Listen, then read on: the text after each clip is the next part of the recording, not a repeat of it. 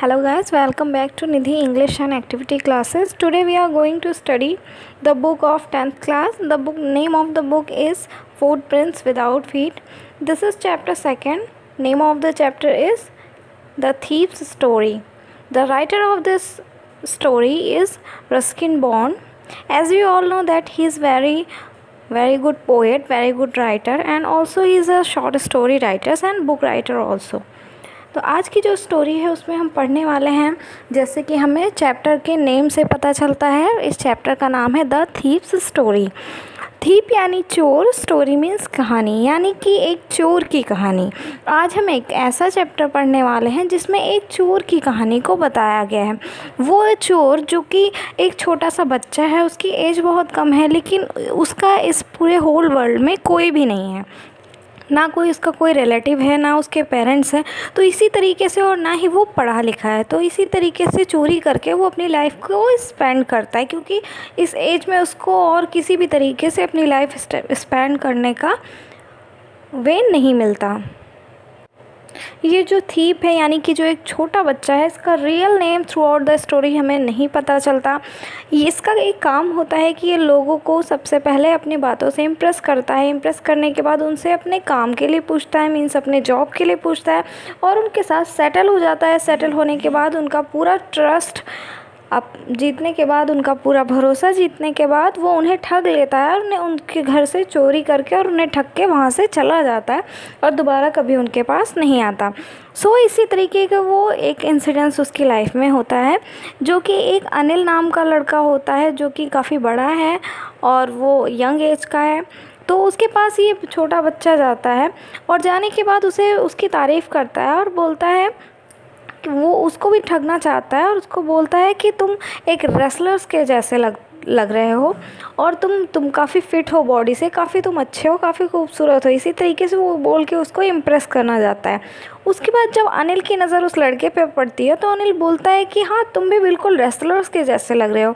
लेकिन फिर वो चोर, वो जो बच्चा होता है, वो सोचता है कि ये मुझे बेवकूफ़ बना रहा है, क्योंकि हो सकता है ये मेरा दिल रखने के लिए ऐसा कह रहा हो, क्योंकि मैं तो अभी इस वक्त बिल्कुल पतला दुबला सा हूँ और मेरी जो काया है, मीन्स कि मेरी जो बॉडी है, वो बिल्कुल भी एक रेसलर्स की जैसी नहीं लगती।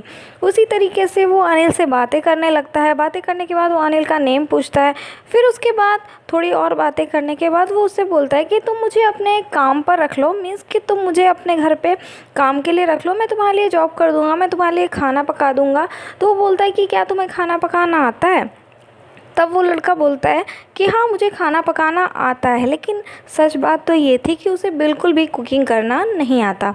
फिर उसके बाद इसी तरीके से अनिल उससे बोलता है कि ठीक है, अगर तुम जॉब करना चाहते हो तो तुम मेरे साथ रह सकते हो, लेकिन मैं तुम्हें पैसे पे नहीं कर सकता, क्योंकि मेरी इनकम बहुत कम है और मैं सिर्फ इतने पैसे कमाता हूँ कि मैं सिर्फ अपनी लाइफ को स्पेंड कर सकूँ, अपनी लाइफ को अच्छे से चला सकूँ।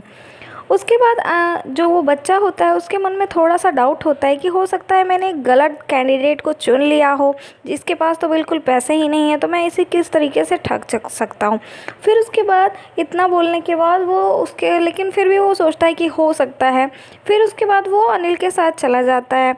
जब वो अनिल के साथ चला जाता है और वो अनिल के साथ रहने लगता है, तो फर्स्ट डे जब वो कुकिंग करता है तो उसकी कुकिंग बहुत ही ख़राब होती है, क्योंकि उसको पहले से खाना बनाना नहीं आता होता है। तो अनिल जो होता है, अनिल को उसका बनाया हुआ खाना बिल्कुल पसंद नहीं आता और अनिल उस खाने को स्ट्रीट डॉग्स को दे देता है। उसके बाद जब वो उसकी तरफ देखता है, उस लड़के की तरफ देखता है जिसने अपना नाम हरी बताया होता है, वो लड़का यानी कि जो थीप था, उसने अनिल को अपना नाम हरी बताया था कि मेरा नाम हरी सिंह है। तो वो अनिल हरी की तरफ देखता है और हरी की तरफ देखता है तो हरी बिल्कुल से बेचारे के जैसा मुंह बना लेता है, बिल्कुल इनोसेंट फेस बना लेता है। तो उसको देखने के बाद अनिल बोलता है कि कोई बात नहीं, मैं तुम्हें खाना बनाना भी सिखा दूँगा। तो इस तरीके से वो उसको धीरे धीरे कुकिंग भी सिखाता है और धीरे धीरे वो बोलता है कि अब मैं तुम्हें पढ़ना लिखना और कुछ सेंटेंसेस लिखना, शब्द लिखना, वो सब मैं तुम्हें सिखाऊंगा। तो इसी तरीके से जो अनिल होता है उसके साथ बहुत अच्छे से बिहेव करता है, उसे बहुत अच्छे से रखता है। हालांकि वो उसे सैलरी नहीं देता है, उसे पैसे नहीं देता है, लेकिन फिर भी हरी जब भी बाहर से सामान ले आता है, कुछ भी सामान ले आता है, तो जो भी पैसे बचे होते हैं वो उसको रिटर्न नहीं करता, वो अनिल को रिटर्न नहीं करता है। लेकिन ये बात अनिल को पता होती है, फिर भी अनिल उससे कभी इस बारे में पूछता नहीं है। और अक्सर कभी ना कभी वो हरी को 1 रुपये 2 रुपये या कुछ पैसे इसी तरीके से वो हरी को दे दिया करता था।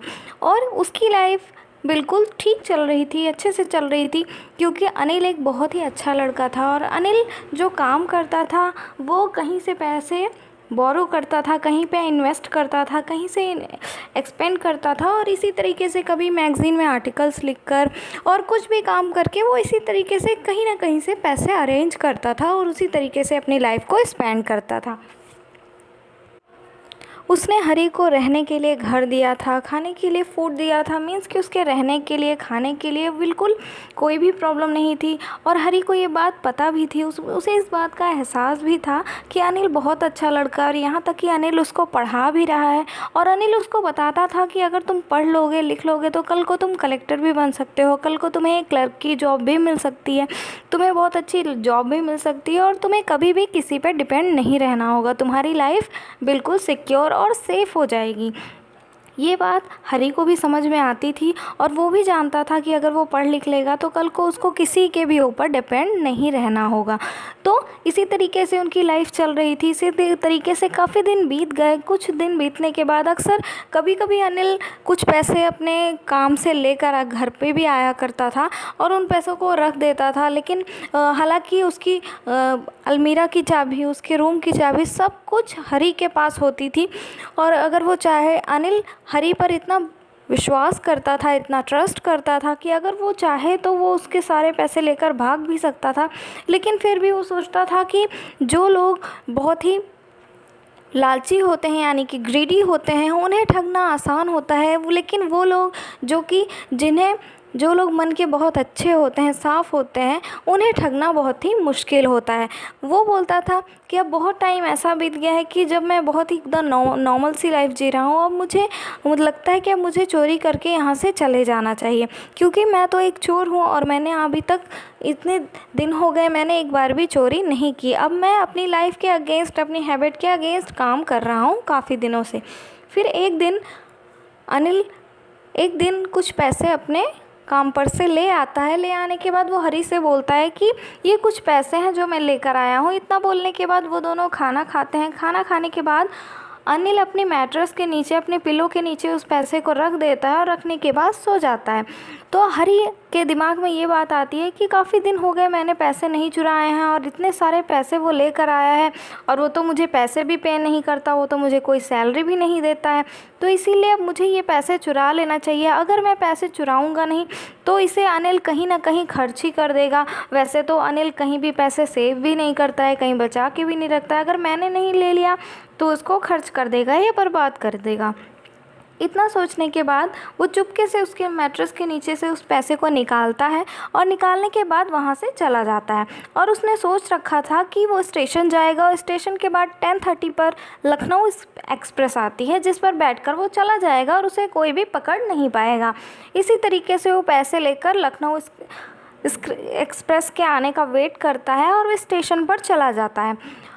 लेकिन उसके दिमाग में कई सारी बातें आ रही होती हैं कि वो अनिल को धोखा कैसे देगा, क्योंकि अनिल को अगर इस बात का पता चलेगा कि हरी सिंह ने उसके पैसे चुरा लिए तो उसे इस बात का दुख नहीं होगा कि उसके पैसे चले गए, लेकिन उसे इस बात का दुख ज़रूर होगा कि उसका विश्वास टूट गया। क्योंकि अनिल एक बहुत ही अच्छा लड़का है और उसके मन में पैसे की कोई अहमियत नहीं है, लेकिन रिश्तों की बहुत ज़्यादा अहमियत है। तो यही सब सोचते हुए वो सोच रहा था कि अनिल के साथ मेरी लाइफ वैसे तो बहुत अच्छी थी। उसने मुझे रहने के लिए घर दिया था, उसने मुझे रहने के लिए खाना दिया था, सब कुछ दिया था, यहाँ तक कि अपने छोटे भाई की तरह वो मुझे पढ़ा भी रहा था। यही सारी बातें उसके दिमाग में आ रही होती हैं। और इसी तरीके से सोचते सोचते ट्रेन आ जाती है। और ट्रेन के आने के बाद वो सोचता है कि जबकि उसने टिकट ली भी नहीं होती है, क्योंकि वो सोचता है कि मैंने तो कभी टिकट ली नहीं, मैं तो एक चोर हूँ, तो मैं कैसे। यही सारी बातें सोचते हो पहले ट्रेन धीमी धीमी चल रही होती है। वो सोचता है कि मैं उछलकर ट्रेन को पकड़ लूँगा, लेकिन फिर धीरे धीरे ट्रेन तेज़ होती है और चली जाती है। लेकिन पता नहीं किस सोच में पड़े हुए हरी सिंह उस ट्रेन को नहीं पकड़ता है। और इसके बाद इसके बाद जब वो ट्रेन चली जाती है तो अचानक से उसे बहुत डर सा लगता है कि उसे ये सोचता है कि अब मैं कहाँ जाऊँगा, क्योंकि ना तो यहाँ कोई मेरा रिलेटिव है, ना ही कोई मेरा दोस्त है। और वो सोचता है कि अगर मैं अपने किसी दोस्त के पास जाऊँगा तो भी मेरे लिए बहुत मुश्किल हो जाएगा, क्योंकि वो मुझे कई 100 तरीके बताएंगे इन पैसों को खर्च करने के लिए, लेकिन मैं इन पैसों को खर्च नहीं करना चाहता। उसके बाद बहुत सारी बातें सोचने के बाद वो वापस से अनिल के पास चला जाता है और वो सोचता है कि अगर उसे पता चल गया तो मैं उससे माफ़ी मांग लूँगा, लेकिन अगर अनिल सो रहा होगा तो मैं उसके मैट्रेस के नीचे वापस से पैसे रख के सो जाऊँगा।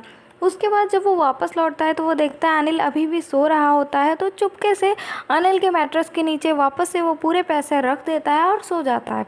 नेक्स्ट डे मॉर्निंग में जब वो सोकर उठता है तो सोकर उठने के बाद देखता है कि अनिल उससे पहले सोकर उठ चुका होता है और अनिल ने चाय बना दी होती है।